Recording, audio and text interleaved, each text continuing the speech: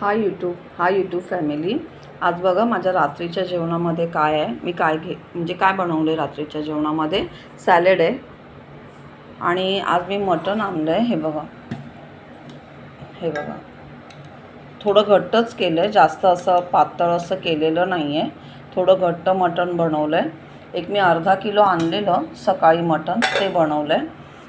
हे बघा भात आहे आणि हे थोडंसं मिठातलं आळणी केलं, 1-1.5 वाटीच केलं, जास्त नाही केलं। जास्त आपण ते पाणी काढलं ना, मिठाचं पाणी काढलं की मग तेवढी चव बसत नाही, चव येत नाही। मग मेन आपलं जे आपण कालवण ग्रेव्ही बनवतो त्याला चव येत नाही। किती छान कलर आहे बघा, हे बघा। आणि ह्या ज्वारीच्या भाकरी आहेत, हे बघा ज्वारीच्या भाकरी केलेत आहे।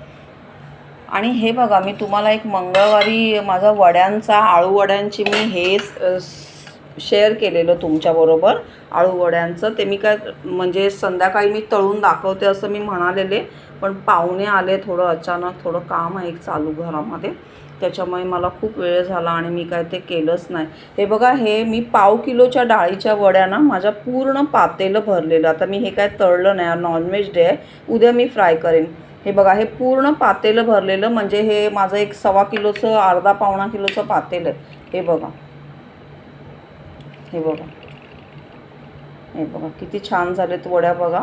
आणि पूर्ण पातेलं भरतं। आपलं जे आपण बेसन पीठ लावून जे करतो ना त्या वड्या आहेत ना, त्या वड्यांचं म्हणजे त्या एवढ्या फुलत नाहीत, पण ह्या वड्या आहेत ना ज्या आपल्या डाळीच्या वड्या, थोड्या करायला वेळ जातात।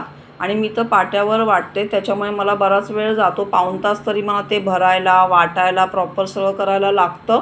माझा मिक्सरवरती पूर्ण असं बारीक वाटलं जात नाही, थोडीशी डाळ राहते, मग त्याच्यामुळे मला वेळ लागतो।